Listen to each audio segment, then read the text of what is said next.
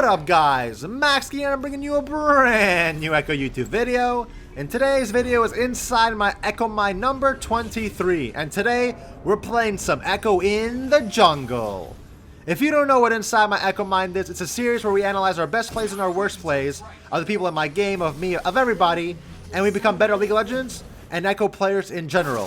So today we're going to do some jungle, some nice ganks. We're going to learn how to gank today in the jungle. That being said, let's play some Ekko jungle.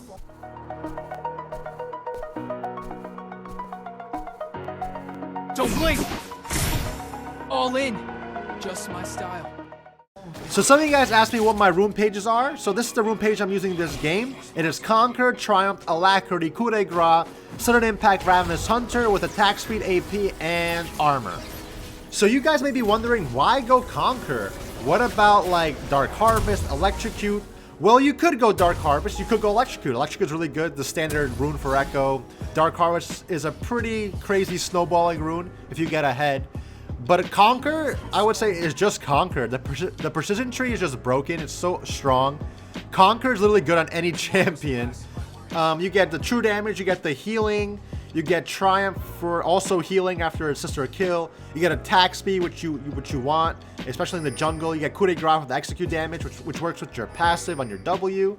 Then you could also go Domination for like Ravenous Hunter, Sudden Impact for even more Magic Pen, and even more healing with Ravenous Hunter. So I don't know, Conquer is just such a good rune, especially because you're playing jungle. You're going to team fight a lot, you're going to go for objectives a lot, you're going to skirmish a lot. And if you prolong a fight, Conquer is just so good. You guys should just try it out. Like, I don't know, Conquer is Conquer. You know what I'm saying? But yes, you could go Dark Harvest, you could go Electrocute. It's just Conquer.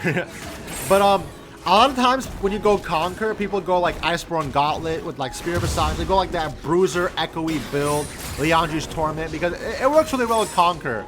Because you're going to have more tanky items, you'll stay in a fight longer, you'll have more HP, so you're able to abuse the Conquer, you know, the rune more effectively. Oh, I just messed up on the golem. Unlucky. It's okay.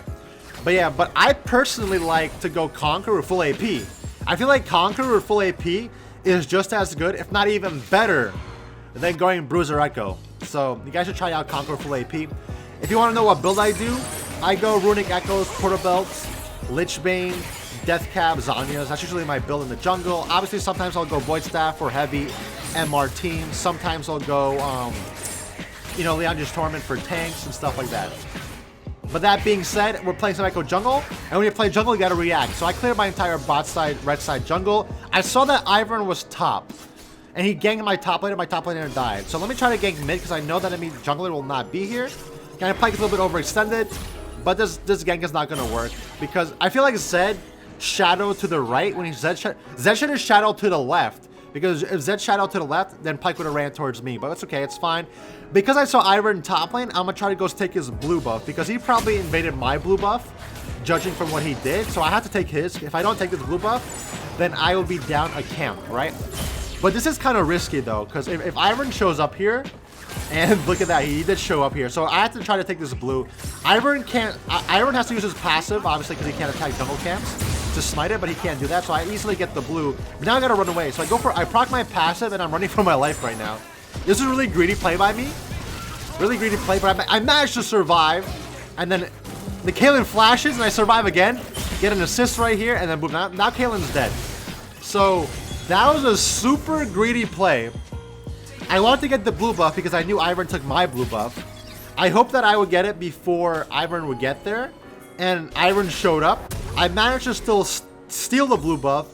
I burned my flash to survive, but I basically baited the enemy AD carry into trying to kill me, and the enemy carry just died. So I would say that's pretty lucky. I would not recommend doing that in your games, but hey, we got pretty lucky. We stole the blue buff also, and we got a kill for our team. So 100% calculated, 5 heads. Ooh, and look at that. Now the enemy Karma just got killed because her AD carry was not there. So very good. So that series of events, which was kind of risky, high risk, high reward plays. Got my enemy bot lane killed. So really good there. But now we'll clear our top side jungle. Our blue buff is gone because Ivern stole it. But we should be even in CS now with Ivern because we have the same amount of camps now. Let's see if I can get this scuttle here. I put a pink one right here just so I don't get invaded. And now I'm going to go for this juicy scuttle. It's pretty hard for Ivern to, like, take scuttles without his smite. Like, Ivern has to keep his smite to get the scuttle. Or it'll take him, like, you know, his passive or whatever. The timer to get the scuttle. So now I cleared all my camps, right? And I saw that my golems just respawned, which means that my raptors will respawn soon. And if Ivern cleared his camps at the same time I cleared my camps, which means that once my raptors spawn and his raptors will spawn too, boom. Now we're taking his raptors. I am doing another greedy play here because my mid laner is not here.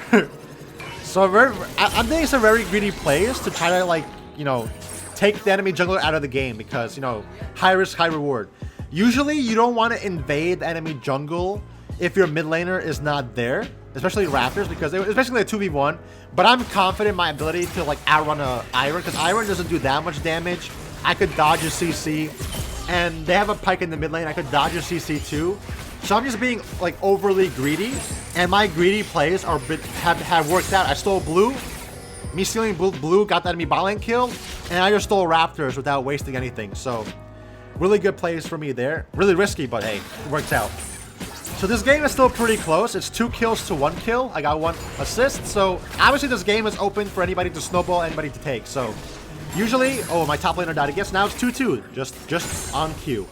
With that being said, usually in solo queue, you want to get your bot lane fed. Because I know my top laner is autofilled, so I don't want to focus top lane because he's autofilled. So I want to help my bot lane get ahead. So I'm going to hover bot lane right here because Scuttle is up. And then boom, I'm looking at the map and I see that Karma is attacking my bot lane. And oh, look at that, Ivern's here too. So now I'm going to counter gank. This is a huge counter gank because my support does die, but Jinx does get a kill. But now I'm here to save my Jinx and get her some more kills. I kill the Ivern, and now let's kill this Caitlyn. Pretty easy play to kill her right here. Boom. Just like that. 1 counter gank because I was hovering my bot lane right after getting golems. 1 counter gank, and I just got my Jinx 2 kills and an assist, which is huge because it's just 80 carry, snowball lane.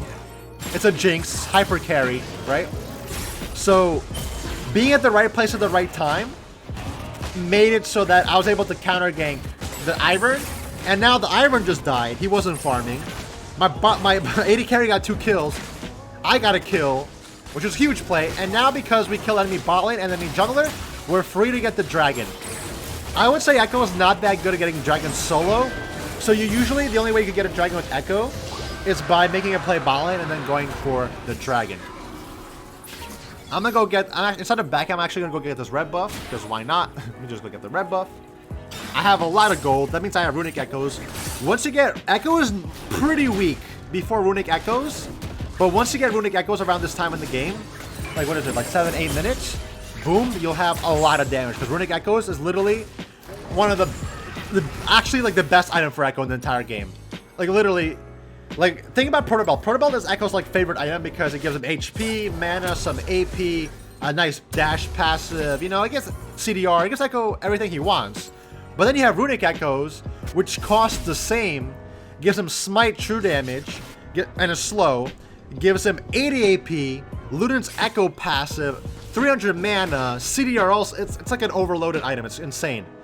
So if you build runic echoes plus Protobelt, you're building two of the cheapest strong AP items, and Ekko loves strong AP items that are cheap because Ekko wants to get some items really quick.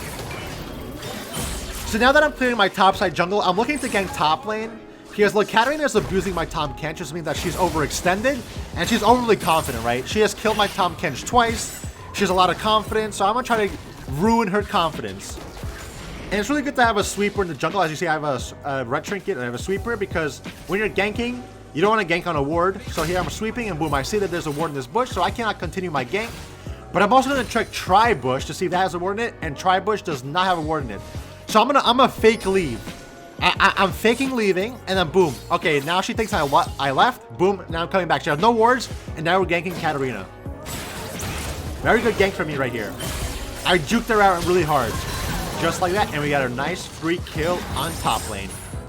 And my Tahm Kench was getting abused, so now he gets a little free couple of seconds of CSing and getting XP, which is really good, right? So you saw what I did there. I juked out the Katarina. I pretended to leave when I killed the ward, and she thought I left, and boom, we got a free nice gank. And now I'm trying to see if he has any camps here. He does not. He just cleared all his camps, as you see right there. Now I'm gonna try to gank this Pike. Pike has no clue I'm here. Throw my W from Fog of War. Flash. He literally had no clue I was here. And just like that, we got a kill in the mid lane. So we had one great counter gank. We had a great gank top lane. And right after the top lane gank, we went and ganked mid lane because there was nothing else to do, right? We cleared all our camps on the top side. So we went to gank mid lane, and just like that, we impacted all 3 lanes. And we just gave all 3 lanes an advantage, which is exactly what you want. And my Jinx just got to kill a solo bot lane, which is actually really good too. And just like that, my team is snowballing, right? My team is snowballing, which is what you want to do as a jungler. Like, playing jungle is not about getting 3,000 kills, hard 1v9 carrying, you know? It's about getting your team ahead, because your team will carry you. And look at that. Hyper carry Jinx. You see what happens when you gank bot lane once? You give your Jinx 2 kills, deny the enemy bot lane XP, because of, like, they just died, and then now that's it, your bot lane is just snowballing out of control. Which is why I don't really like the meta, because I hate 80 carry meta. And I don't know what the Spike is doing. Got my Jinx another kill. Now, okay, like, this game is over. Ganking, I had, what, 3 good ganks in a row? And that just won my team the entire game. Like, it's crazy how strong ganking is. That's why Ekko jungle is pretty good. But like I was saying, I don't like 80 carry meta. That's why mid lane is kind of annoying, because if your bot lane just, like, you know, dies, the game becomes super hard. And when you're playing Ekko in the jungle, you could at least gank your bot lane a lot, and then if you get them one good gank, and then boom, they just snowball the game. And speaking of Ekko jungle, I used to not be a fan of Ekko jungle. I'm a mid laner, right? I'm a mid laner, but there's when you're in the mid lane, you have a lot of annoying AFK mage range champions that just do nothing and then just have a team fight, or, like, you know, hope for better team wins. So it's really hard to, like, snowball as a mid lane, especially in higher elos when people abuse the fact that you're a melee champion. So when you play in the jungle, you avoid all of that. You avoid all the lane annoying stuff.